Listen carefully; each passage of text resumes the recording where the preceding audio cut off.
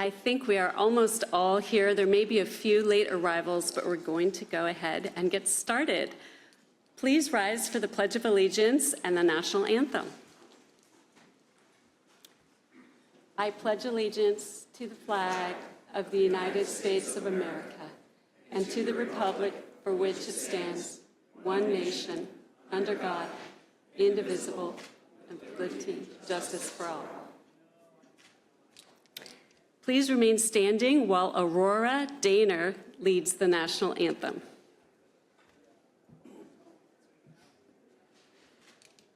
Oh, say, can you see by the dawn's early light what so proudly we hailed at the twilight's last gleaming, whose broad stripes and bright stars through the perilous fight o'er the ramparts we watched were so gallantly streaming.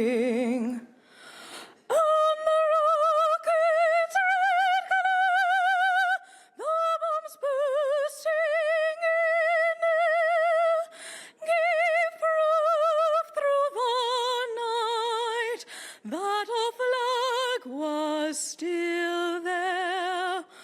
Oh, say does that star-spangled banner yet wave o'er the land of the free and the home of the brave.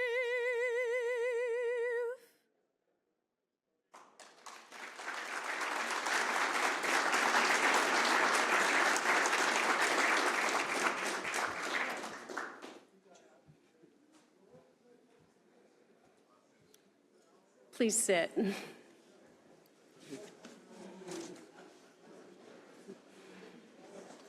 Thank you, Aurora. That was beautiful. Aurora is a college freshman and is racing back to class. And she's also the daughter of 2 veterans, and her mother is a member of our Veterans Advisory Council. For those of you I haven't had the chance to meet today, I'm Kisa Heyer, CEO of Dream Foundation. For the last 12 years, I've had the honor and privilege of leading Dream Foundation, and we are so happy to have you all here today. Thank you for joining us. I want to recognize the veterans and families in this room, those whose service and stories inspires us to create the program and why we are here. I also want to acknowledge our VA partners, hospice and palliative care teams, volunteers, many of whom are veterans themselves. You are the hands and hearts behind every dream we fulfill. Our board of directors provides the vision and guidance that keep us strong, and our Veterans Advisory Council reminds us every day why our mission matters, grounding our work in the experiences and voices of those we have served. May I please ask all of our board members and Veterans Advisory Council members to stand so we can thank you for your leadership and dedication.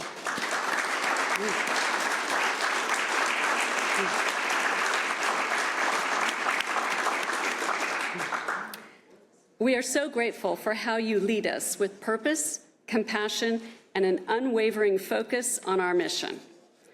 I would also like to thank today's event sponsors, USAA, Constitution Partners, and the Gilead Veterans Engagement Team, and many individuals on our committee here in this room for all of the incredible support and partnership helping us honor those who have served.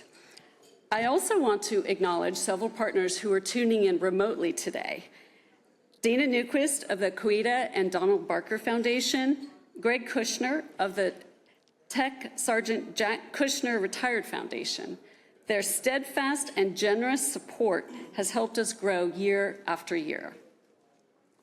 Dream Foundation has been serving terminally ill veterans for more than 30 years. But a decade ago, we realized that veterans' dreams are different. They carried the imprint of service, the rituals, the camaraderie, the unfinished chapters. We founded Dreams for Veterans in 2015 to honor that difference, to ensure that those who have served our country are honored not only in life, but in how their lives are remembered. Since then, nearly 2,000 dreams have been fulfilled across every branch of the military, from World War II to the post-9/11 generation.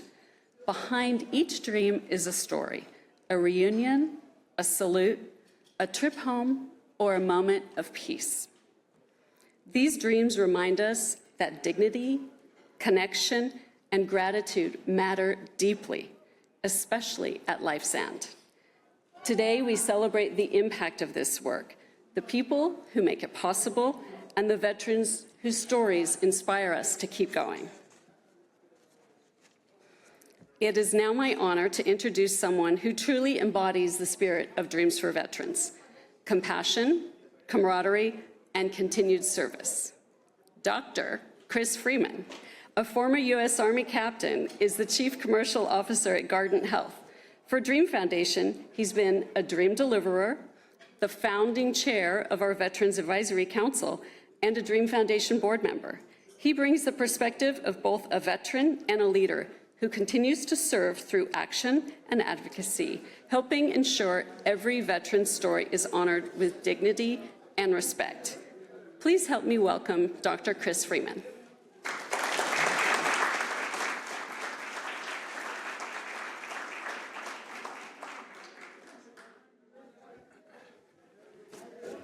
Thank you, Kisa. Good afternoon, everyone. It's truly an honor to stand before you today as we celebrate a decade of Dreams for Veterans. 10 years honoring those who've served our nation with courage, sacrifice, and integrity.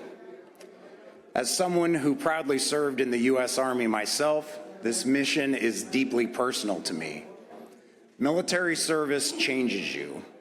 It teaches you discipline, resilience, selflessness, but it also forges an unbreakable bond among those who wear the uniform. That connection never fades. It's what draws me to this program and to all of you here today, because at its heart, the Dream for Veterans program is about taking care of our own. It's about ensuring that every veteran, even at life's end, feels seen, valued, and remembered. 10 years ago, Dream Foundation recognized that our nation's veterans face unique challenges at the end of life, and that they deserve a program tailored to their experiences and sacrifices. So in 2015, Dream for Veterans was launched to fulfill dreams for U.S. military veterans, active duty service members, and members of the Reserve and National Guard who are facing life-limiting illness. Since then, as Kisa mentioned, the program has touched thousands and thousands of lives, delivering comfort, joy, and closure to veterans and their families. Each dream fulfilled is a reminder that gratitude is best expressed through action. For those of us who work at Dream Foundation, we'll tell you that veteran dreams are different. They're often very modest, humble, and associated with the time that the recipient spent in the military. Dreams such as tracking down a citation, reassembling a uniform, or dinner with old teammates are frequent requests. And some continue their service even up and until their final dream. I had the honor of delivering a dream to Greg, who spent his post-service time continuing to serve. In this case, Greg helped veterans that were struggling with addiction through an organization, Narcotics Anonymous, and he had sponsored over 10 individuals. And when Greg was ultimately faced with his dream, his ask of Dream Foundation was that he could attend for the first time the World Congress for Narcotics Anonymous so that he could go and represent and try to help one last veteran. Those are the people that we're serving. So as we mark this milestone and we look forward, the mission of Dreams for Veterans has never been more vital. There are more veterans to reach, more stories to honor, more lives to touch. The next chapter will be written by all of us, by every volunteer, every donor, every hospice partner, and every kind hand extended in kindness.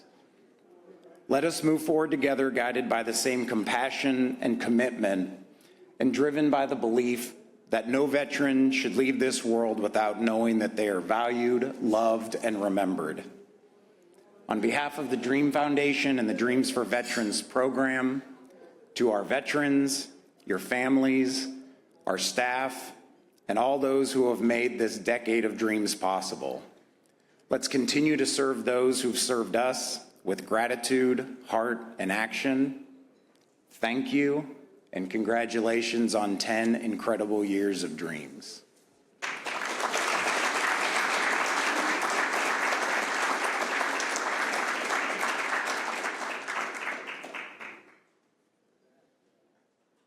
Hello, back again, everyone. I'm happy to see that you're beginning your lunch. Please enjoy it through the next session. You were also polite in not eating your salads, but please enjoy your lunch. Our next speaker understands better than most the importance of compassion and collaboration in serving our nation's veterans. Dr. Michael Parrish is a U.S. Army veteran and served as Chief Acquisition Officer and Principal Executive Director of the U.S. Department of Veterans Affairs, where he led initiatives to enhance holistic care and community partnerships for veterans. Please welcome Dr. Parrish. Thank you very much. Thank you, Kisa, and thank you to everyone here for the opportunity to join this celebration. You know, when Howard invited me to a free lunch to speak, I didn't realize it has to be a good speech before I get to eat my lunch, but that's a different story. But you all keep eating. You know, congratulations on 10 years of Dreams for Veterans. It's a testament to what happens when compassion meets action, when people come together to honor those who served. During this period, you have provided nearly 2,000 dreams for our veterans. So just by a show of hands, who are the veterans here today? Nice. So to all of you, just know that we see you, we thank you, and we are inspired by your service. So speaking of this room, who's the first time been to the Army-Navy Club here? It's the first time here? So just a little sidebar for history. So the Army-Navy Club was founded originally in 1885, but they moved in and formalized this in 1891. And it was a bunch of old veterans and flag officers from the Mexican Wars and obviously the Civil War. And I love this room in particular, the dining room, because it reflects really what a veteran is. It's as I learned back at West Point, it's a lifetime of selfless service to the nation.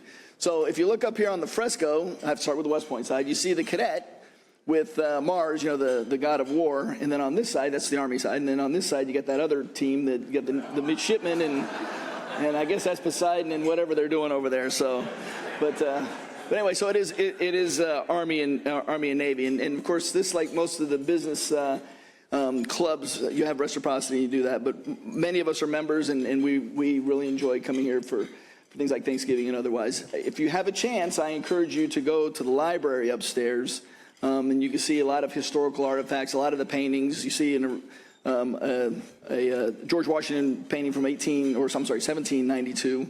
And you'll see a lot of other military generals and admirals and flag officers around the area. And I think we have another West Pointer. We have any Navy grads? I'll just warn you, the library, they have our yearbooks upstairs. So if you want to go dust off your old stuff, that's kind of cool. So, well, let me talk a minute about, VA and the shared commitment to Veterans Administration. I would say, while DOD's mission is to fight and win our nation's wars, the VA's mission is, as President Lincoln said, to care for those who borne the battle, as well as their widows and orphans when they return home. So what does this mean? To me, it means to serve the whole person, body, mind, and spirit. And that commitment extends far beyond medical care. It's part of a lifetime of selfless service that you and I had committed to the nation. So let's talk about the VA as the second largest government agency. You know, we have about 18 to 20 million veterans in this country. Unfortunately, about 10.5 million are receiving benefits. And so I'm going to have two asks for all of you during this quick talk. One is we've got to figure out that gap of those 10.5 to 18 million veterans. And it's usually a function of the youngsters. And many of us, and I won't call you out if you're veterans and not signed up for veteran, VA benefits, I really encourage you to do so. But, as a young cavalry aviator, I was a hero of the realm, and I didn't think much about, fake shoulders or broken hips or all the other wonderful stuff. But having just turned 62 last Friday, I feel it. And if it wasn't for good pharmaceuticals from VA, I'd be feeling it even more. But, many of us VA veterans that get benefits, we would gladly give up a lot of those medical challenges or health challenges that we have for, kind of a regular life. So what I mean by that is we veterans and veterans that we all come across have hidden scars and have challenges you'll never know what they have. But us as veterans can appreciate it, and I believe Keith or Chris mentioned something about that earlier. So VA, while you always hear about the disparaging thing, is the largest integrated health system in the world. It's 170 hospital centers around the country that are operating, and they're obviously antiquated. A total of 6,255 facilities. I had the privilege of owning all those when I was as the chief acquisition officer. But the average age of those hospitals is about 62 years. I know that's because I'm 62. Where the average age of a civilian hospital is about 18. And so there's a lot of costs that go into kind of keeping the lights on and keeping the effort on. Speaking of which is, in VA, you also have 450,000 dedicated employees and teammates. I believe some are here from VA. And I will tell you, when I first got in there, and it's still today, contrary to Doge and others, those are dedicated professionals, and they do everything in spite of the technology and in spite of the aged facilities to keep the lights on and to make sure that our veterans are taken care of. So I applaud them, and you should always thank a VA member if you meet them. But not only is VA the number one health system, it's also the largest drug dealer in the world. It sells about $14 billion of drugs. I should say legal drug dealer in the world. I apologize. So, and they're really known for innovation as well. I don't know if you knew the first heart transplant was done in VA back in 1955. The first telehealth appointment was done in 1967. The nicotine patch was invented in VA. So there's a lot of innovations that are continue to go through in the medical space. And how is VA broken down? You think of VA as all the healthcare because that's the biggest effort, and that's the most visible piece. But you also have Veterans Benefits Administration, and this is where I encourage the youngsters to sign up because you have education, you have some vocational training, you have a lot of efforts that can be funded for these youngsters who are coming out of service, even though they don't think they need veterans care. And then, of course, you got the health care. But then you also have the end-of-life portion. You get the National Cemetery Administration, where you can have, a dignified burial. As we say in our West Point motto, when the work is done, the course on earth is run, may it be said, well done. So, with that, note that there's 500,000 veterans that die every year, and you'll hear that again coming up shortly. In fact, some of those hidden scars before people pass away for whatever reason, could be a suicide or just terminal illness. GAO recently published a report that found that 2/3 of veterans that deployed downrange have some level of suffering of mental health issues that require care. And you don't see that necessarily, when you go meet a veteran outside, but there's a lot of challenges that need to be done. And so as you look at those folks who have terminal, health issues or know that they're getting ready to pass away, this is where Dreams for Veterans complements the mission beautifully. So through the social workers, hospice teams, care providers across the whole VA system, Dreams for Veterans reaches the veterans who might otherwise never know that this opportunity exists. And that's where I challenge you, I guess 2A is to make sure that everybody understands what Dream for Veterans does, and you do that. These professionals do extraordinary work, identifying the veterans in need, helping families navigate the logistics, and often joining in ceremonies that honor the life of a service member. It's one of the finest examples of how VA and the community organizations can work together to bring dignity, meaning, and connection to a veteran's final days. So for those who serve, public service doesn't stop at the walls of a federal agency. It thrives when we build bridges with community partners. Is everybody familiar with the pebble turning into a tidal wave story? little vignette, little sidebar. So as you learn as a senior executive or a senior officer in the military, you say, hey, don't turn your pebble comment into a giant tidal wave. And the way that works on the military side is, as a senior officer, you walk by and say, yeah, it'd be kind of cool if that curb was painted yellow. And, you're just making a passing comment who's heard by your aide de camp, who goes over to the local escort officer platoon leader, who then goes off to the NCOs, who brings in his whole platoon and winds up being a big to-do for something that's the simplest thing that you really didn't care about. And so they always caution as the leaders, be careful what you say because words have meaning. So I take it as I'm learning about Dreams for Veterans myself and reverse that. Think of the pebble as an individual veteran and think about all the pieces of the tidal wave helping that veteran. It takes the community. It's all the caregivers. It's all of you. It's all of everyone else that helps provide that dream for the veteran. The impact of the Dreams for Veterans reflects exactly that truth. The care teams, volunteers, partners, families working side by side to give something priceless, comfort and remembrance. And the partnership's most powerful when a hospice nurse coordinates a dream delivery or a VA social worker attends a pinning ceremony.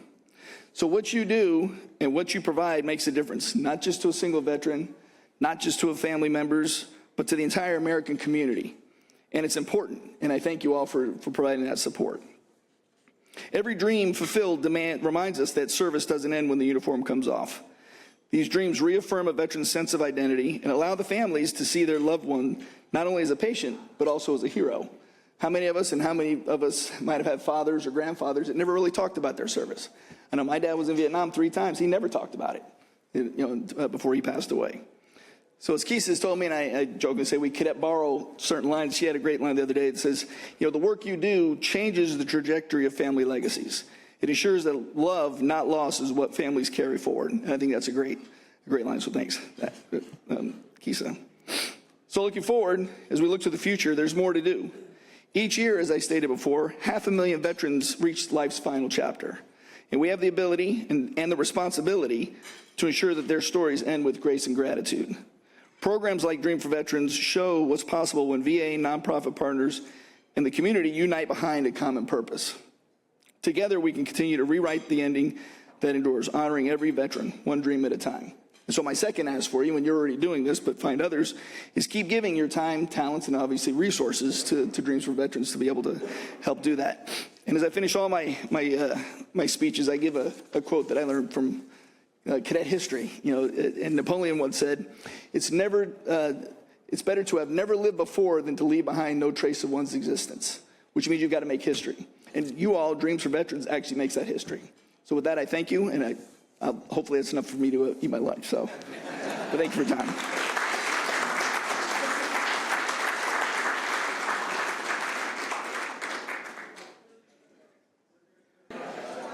Hello again, everyone. It's now my pleasure to introduce Howard Crawford, a retired captain in the U.S. Air Force Medical Service Corps, whose career has been defined by service and leadership. He continues to serve through his involvement at AMSUS, the Association of Military Surgeons of America, and several other national veteran service organizations. He serves on the Dreams for Veterans Advisory Council and was instrumental in helping us organize today's event. In fact, he's actually our host for today's event and the 4 Chaplains Award presentation. Howard.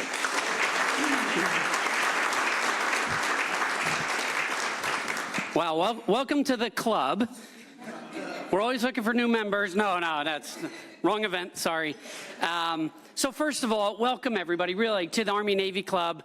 And it's so great to see so many friends, people I served with, somebody I served with who I haven't seen in 25 years, right, Tara? So it's the best part of this event. The reality is, this is such a special awards we're going to be presenting. And I've done these a couple times in the past, but before we get into the actual award, I think it's really critically important that I read something about what this award represents. And I think you'll understand why this award is so important to those that continue to serve and those that have served. So, no tradition of American society is more precious to or characteristic of our culture than that of a voluntary reaching out to our neighbors in need. Such selfless service is part of both our civic and our religious heritage. The Chapel of the Four Chaplains, a national nonprofit organization, is founded upon shining manifestations of our heritage that our four Army chaplains who, after giving their life jackets to soldiers who had none, linked arms with one another and went down with the USAT Dorchester after it was torpedoed on February 3rd, 1943. This historical event began at Torpedo Junction, a U-boat infested icy waters of the North Atlantic during World War II. On January 23, 1943, the USAT Dorchester, an old coastal steamer, quickly pressed into military service, left New York Harbor bound for Greenland. The Dorchester was escorted by 3 Coast Guard cutters. 2 patrolled the flanks. The third, the Tampa, was 3,000 yards out. I'm from New York, so I read quickly, sorry. Most of the men were seasick and green with nausea. The weather was bitterly cold with gale force winds. Ice began building up on the decks, slowing the Dorchester to 10 knots. Moving among them were 4 Army chaplains, George L. Fox, Alexander D. Good, Clark V. Poland, and John P. Washington. The chaplains talked with and listened to the men, soothing apprehensions, offering encouragement, sharing jokes. By their concern and their camaraderie with the men and one another, they brought solace.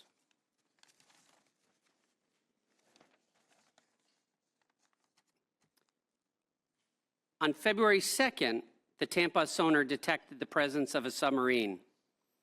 She dropped back and swept the periphery of the convoy, but failed to find the submarine's position.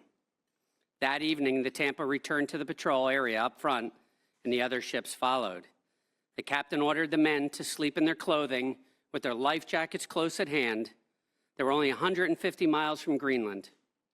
With daylight, there would be air cover from the American base. It was just after midnight on February 3rd. An enemy submarine fired a torpedo towards the Dorchester's flank. The missile exploded in the boiler room, destroying the electrical supply and releasing suffocating clouds of steam and ammonia gas. Many on board died instantly. Some were trapped below. Others jolted from their bunks, groped and stumbled their way to the decks of the stricken vessel.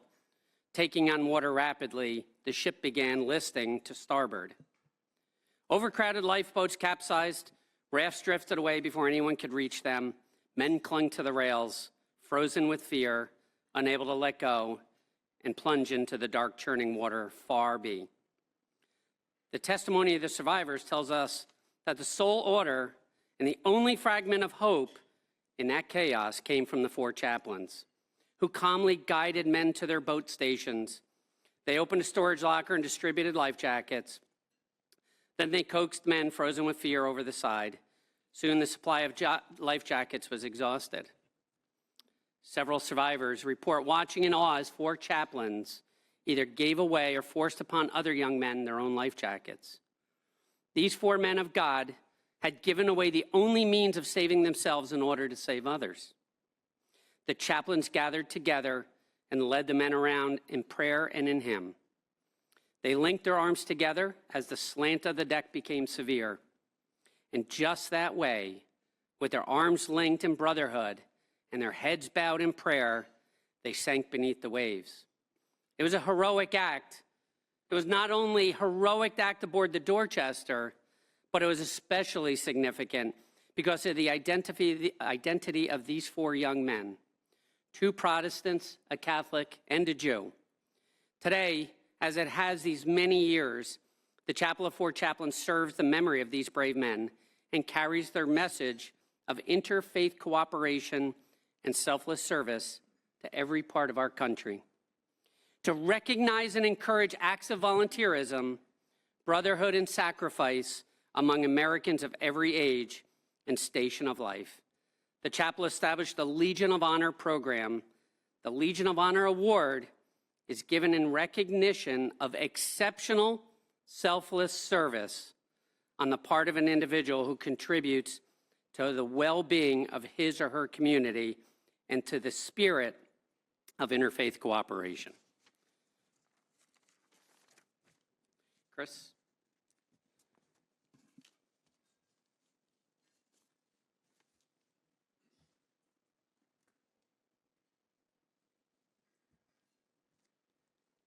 Thank you.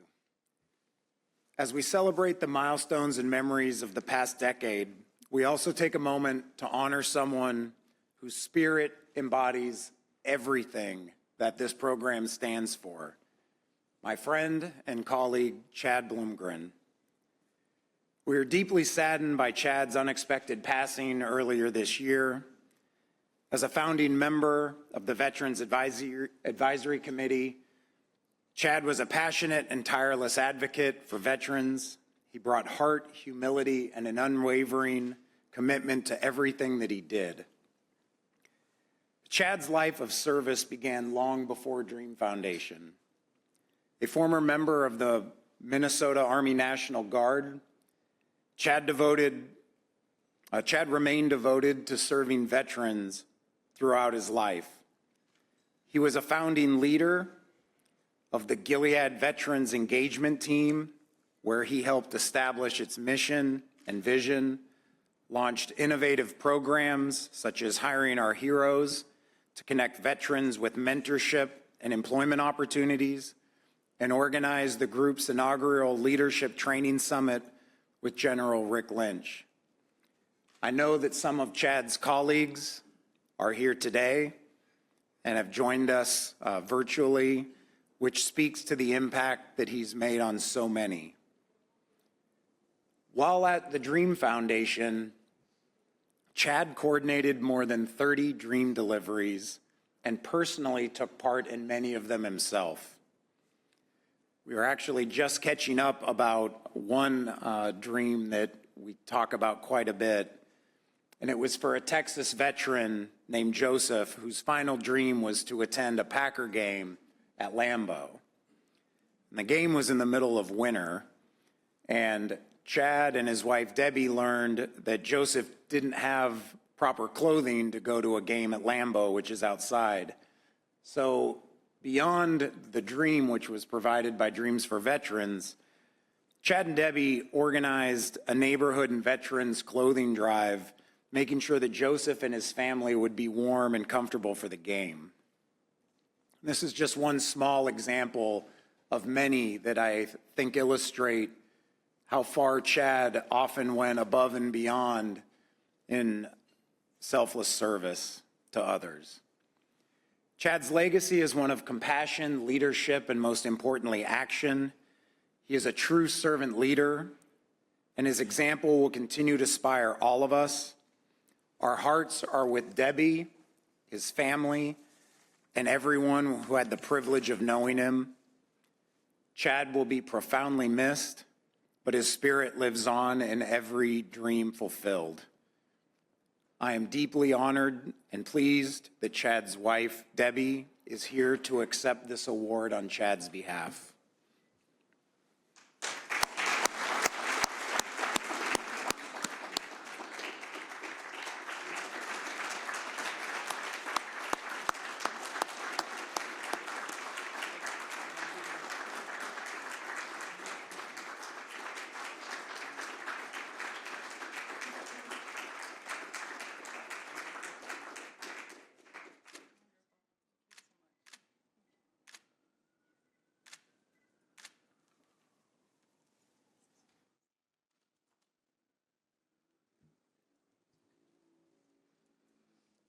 Debbie, before you leave, Debbie, a few of Chad's Gilead colleagues have something they'd like to present to you as well.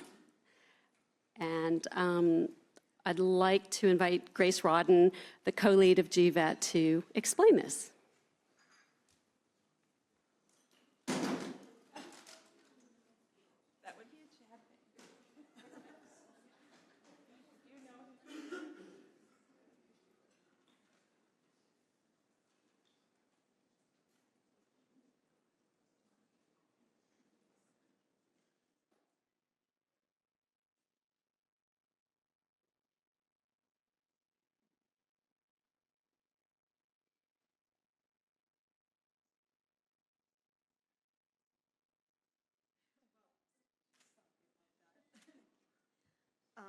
So, Debbie, on behalf of Gilead Veterans Engagement Team, we had this flag flown above the U.S. Capitol in honor of Chad. So with this is the flag that was flown and the certificate from Congressman Kevin Mullen, who represents Gilead's Foster City campus. Yes. And, you know, I think so many of us we're so deeply touched by Chad's legacy at Gilead, and we want to continue to keep his memory alive. So it's just a small token thank you so much. for you. We will get this fixed and have it shipped. Oh, that's so wonderful. Thank you. Thank you, everyone.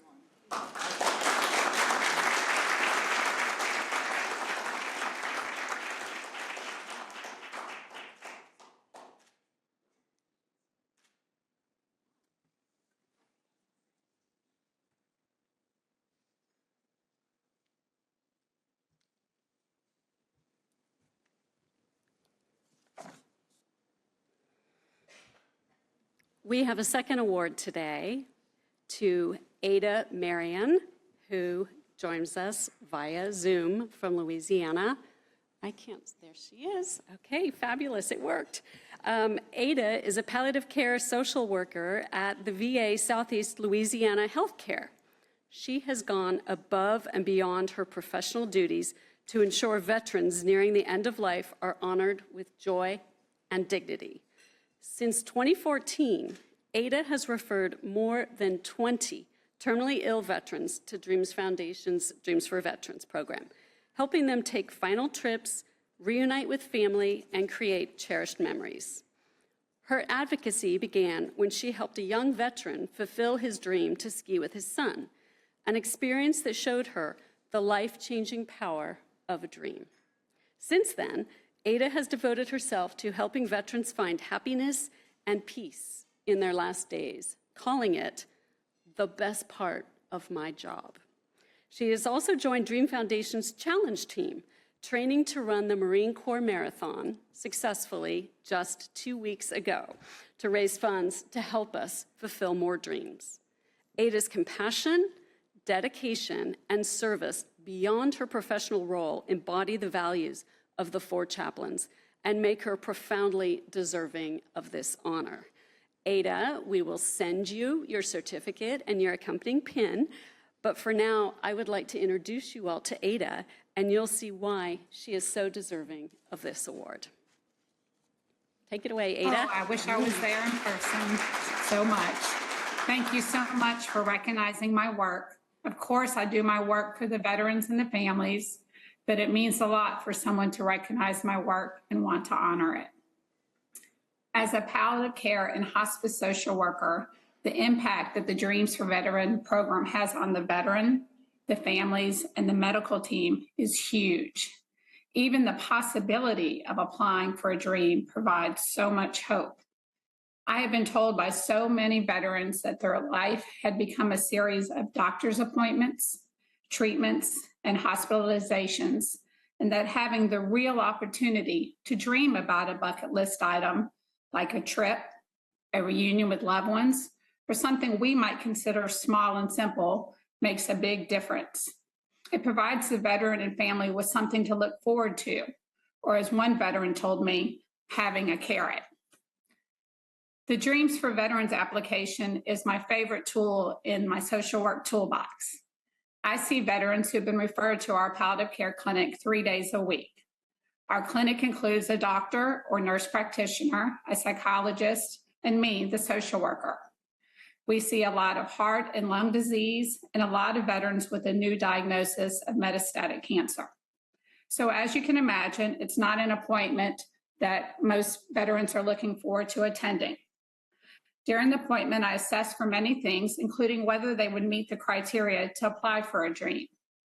My team has expressed to me that it's such a turning moment in the appointment when I bring up the Dream Foundation. We can actually see the mood shift in the room, the veteran's face brightens, and other family members will tear up and they look at each other and they often start saying aloud things they have dreamt about. For a brief moment, disease and fear are replaced with new possibilities and hope. I will usually provide the application at that time and schedule a follow-up time to meet to go over the application and assist if needed. If a DREAM application is completed, then the fun really starts. The DREAM Foundation will send me a DREAM box, and this comes from the recipient's DREAM coordinator and usually includes details about the DREAM, tickets if applicable, Dreams for Veterans merchandise, and other goodies. And then myself and my work team provide other extras to complete a DREAM basket and organize a time for the DREAM presentation. This often includes posters and balloons and cupcakes, and of course, a lot of smiles and pictures. I remember one veteran whose dream it was to visit California, and when it came to life, he was utilizing his scooter the day of the DREAM presentation, and we had a big poster that said, "I'm going to California." And he had us place that on the back of his scooter along with the balloons so that as he rode through the VA, everyone could see it. He was so thrilled. The Dream for Veterans program is obviously life-changing for our dying veterans and their family, but the impact that this program also extends to the medical team. My team works with death and dying every day. Our jobs are filled with the difficulty of giving bad news and helping people who are hurting both physically and mentally. The Dreams for Veteran program provides us, the medical providers, with an opportunity for what we call a win, a day or moment when we have joy or laughter in our clinic, when we are able to provide hope and happiness to our veterans, when we provide the much needed carrot to our veteran. One of the dreams that our team still talks about is when we were able to reconnect a veteran with his daughter he had not seen since she was 3 years old. I was able to locate her through the help of social media, and Dreams for Veterans made it possible for her to fly in at Christmas time to reconnect with him and his extended family. This was amazing as his daughter had just joined the service herself and was about to be deployed. The veteran died happy that he was able to reconnect with his daughter, but also express happiness that she had connected with his extended family and that those relationships would now support her through her life. The team I work with, the nurse practitioners, the doctors, the psychologists, are all touched by this program. We all show up for the Dream presentation, and we all wait for the pictures to start arriving from the trips that our veterans are granted. Pictures from Hawaii, Puerto Rico, Florida, Grand Canyon, and New York are all in our hearts and minds. But also, it can be a simple dream that makes the biggest impact. We had an elderly veteran who was very sick himself and was also taking care of his wife who was living with dementia.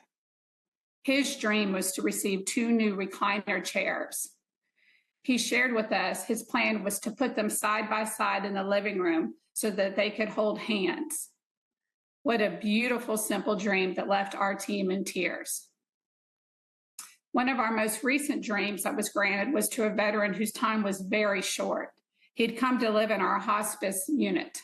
However, more than anything, he wanted to go to Alabama to visit his family that he had grown distant from. And to our surprise, he wanted to take the Greyhound bus. He told us that he wanted to ride the bus like he did when he was young and look out the window and enjoy the scenery. When he returned from this trip, I met with him as he laid in his hospital bed. He said, "Thank you. This trip gave me my family back. I thought I had lost them. I thought I was the black sheep. I was wrong. I have a big, beautiful family, and they all love me, and I love them." And then he added, "My heart is full." So thank you to the Dream Foundation and to all those that support the Dream for Veterans program. Thank you for changing lives and bringing hope and joy to so many veterans, families, and healthcare workers. My heart is full. Thank you again.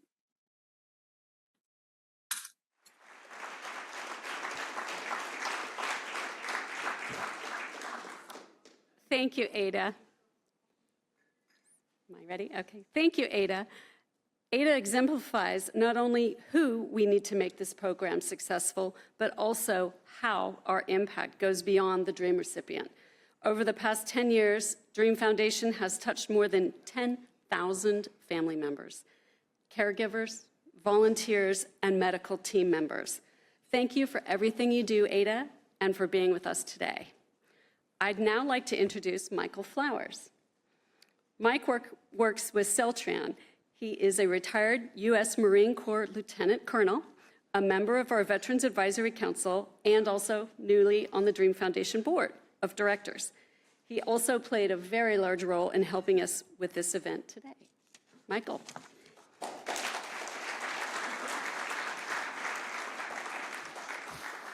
Thank you, Kisa, and thank you, everyone in the room, each and every one of you, for joining us today to celebrate the 10-year anniversary of the Dreams for Veterans program. It really means a lot to us, and it's good to see everybody here today.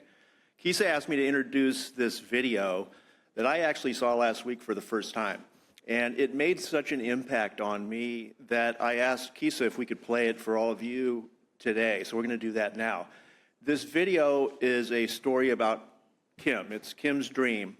And Kim was a Salvation Army volunteer who worked to support the operations in New York City for salvaging after the 9/11 attacks in New York City. And I think this is a relevant dream for us here today because, as we all know, there were tens of thousands of military service members that were mobilized and called to duty to support our response to the 9/11 attacks.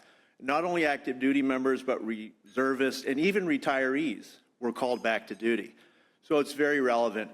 So please watch Kim's dream and the tremendous sacrifice that she made to support the families who lost loved ones in the September 9/11 attacks in New York City.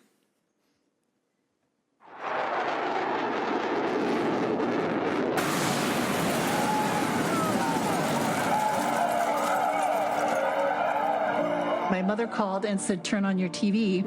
The one plane had already hit, and then while I was watching, the second plane hit the tower. I think I was just like the rest of the world, could not believe it was true. My work with the Salvation Army has taken me to many different disasters. Hurricane Katrina, tornadoes, and the biggest being 9/11. The Salvation Army was asking for volunteers, and I felt this is my purpose in life and this is what I need to do. I left my teenage boys home with my parents and I flew to New York. They assigned us our jobs when we got here, and my job was to go to Staten Island to work at the Hill. What people don't realize is the towers were taken away from Ground Zero, loaded on a barge, and sent over to Staten Island to Freshkill Hill. Every Tuesday was probably the most difficult because families were able to come in and try to identify some pieces that may have belonged to their loved ones. We could make eye contact with them, but we had no way we could do any kind of physical contact or anything like that. One day, a family member came through, and they were circled by security because, again, you have to be cleared to come through. And our eyes connected. We knew that we were both mothers. She was desperately looking for the last piece of her child that she could possibly find. And just the way our eyes connected made us feel like we both needed a hug, but we were allowed to go in that circle. And said, forever, I will remember that woman's eyes. A hug would have meant the world, just so I could hold on to her to tell her it would be okay. I think I would have had a sense of peace in a lot of ways, just to let her know that I did care. But at that point, we could not do that. 18 years after 9/11, there was a semi that came through, and it pulled into our small county fair. And you could walk through and see pictures. You could see different things that they had collected from 9/11. I had walked up and I had talked to one of the gentlemen from New York. I told him I was there, and I was at Staten Island at the Hill. So we chatted a while, and one of the first things he asked me is if I was sick. I knew what he meant. You know, I had heard, we had already heard a lot of folks had passed away from different kinds of cancers, different kinds of things that were so uncommon that it only couldn't be related back to this. I did not feel sick. I felt healthy. And that's the scary part about it, is I felt really healthy. By April that year, it had hit my lungs. And by the time it hit my lungs, I was claimed as terminal. I've always heard about Make-A-Wish, and that was for children. And I never knew that there was a program out there for adults. And then a friend of mine had told me that there was a program called Dream Foundation. We wrote them a letter, and they called. I've always wanted to show my boys the other side of 9/11. I wanted them to see what I did. All my life, I felt that I was a person to help. I always said I was growing my wings.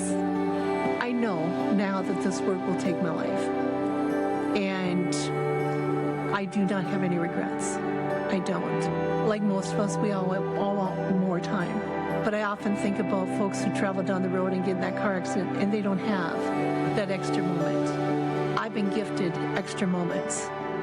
There's always that one thing that you wish you could do, and then deep in your heart, you wonder if it would ever be able to happen. And Dream Foundation has given us that opportunity to go back. Today we gather to celebrate the fulfillment of Kim's dream, a dream that brought her back to the very place where her generous spirit led her to give so much. It is a testament to the resilience of the human spirit, the power of dreams, and enduring impact. To this day, I remain inspired by the everyday people who were called upon to do extraordinary things for which no one is prepared. We feel called to do this work, and it takes people like you, Kim, to accomplish that mission.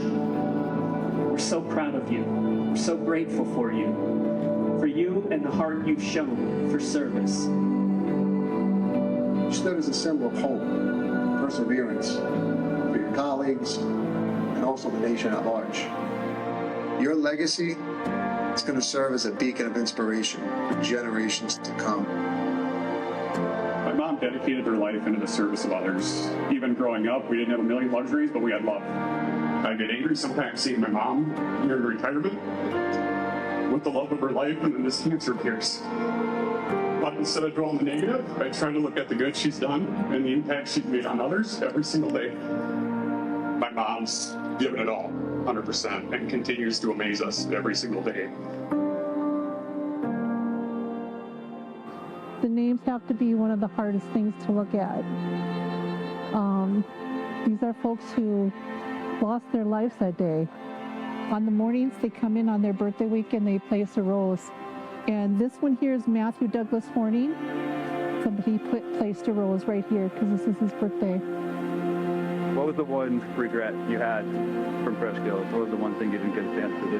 The one thing was to give the woman a hug who, when our eyes connected at Fresh Kill Hill or the hill, that we were unable to do that hug. Well, Kim, I wanted to introduce you to somebody. Can you turn around, please? Kim? Yes. Hi, Kim. Oh, we're Matthew's parents. I'm Diane, and this is Kurt, and this is Matthew. That's our boy. And his birthday was yesterday. Oh my gosh. Yeah. He wanted us to meet you. And we're here to tell you we thank you so much. You are a gift. Thank you so much. I want you to know how much the families appreciated what you were doing up there. They really did. Thank you. Thank you. You're a very special lady. When I turned around and saw Diane, I was quite shocked. It was like we were back at that moment. It was almost like we have known each other for the last 20 plus years. Our families are laughing, are joking, and the healing process, I think, that took place at that moment, it was amazing. We've waited 20 years for this hug, and we hugged quite a bit throughout the rest of the night, just to try to make up for the last 20 some years. This chance would have never happened without Dream Foundation. It's a miracle, actually. I don't know how else to describe it.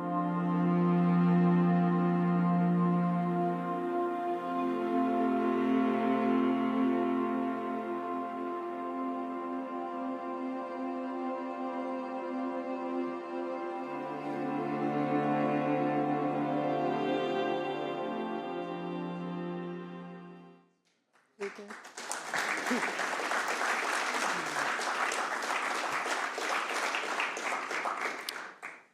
I've watched that video countless times.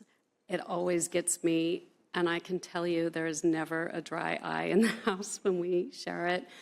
And I was there when we made that video, January 2024, and Kim was so vivacious and joyful, and we were so surprised to learn of her death so quickly 6 weeks later.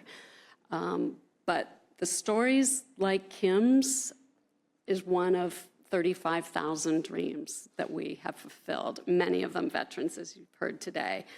And the stories that you've heard from Chris, from Dr. Parrish, from Ada, from Mike, seeing her beautiful story, it reminds us why we do this work. Dreams for Veterans is not just about granting dreams, it's about restoring something essential in the final days of life: dignity, joy, and connection. To every veteran here today, and to those whose dreams we have been honored to fulfill, thank you for your service and your trust. You've given us the privilege to help write the final chapters of your stories with care and honor. And thank you to everyone for being with us here today and standing by us. Every dream fulfilled is a result of your compassion, coordination, and belief that how we leave this world matters just as much as how we've lived in it. As we celebrate 10 years of Dreams for Veterans, we also look ahead to the next veteran who deserves to be remembered with honor, the next family who will smile through the tears, and the next story that will remind us of what service and humanity truly mean. Let's carry that spirit forward in gratitude, service, and remembrance. I'd like to thank again our sponsors of today's event, USAA, Constitution Partners, and GVET, for standing beside us in our mission. Your commitment helps us make every dream possible and ensures that we can continue to honor veterans with dignity, comfort, and compassion. I'd also like to offer a final thank you to our host today, Howard Crawford. I learned a new term, FOH, friend of Howard. I'm going to remember that, and we're going to use that a lot, whose efforts have truly enhanced every single aspect of today's event. And I also would like to thank these two lovely ladies in the back of the room, Shanna Duncan and Dana Cordero.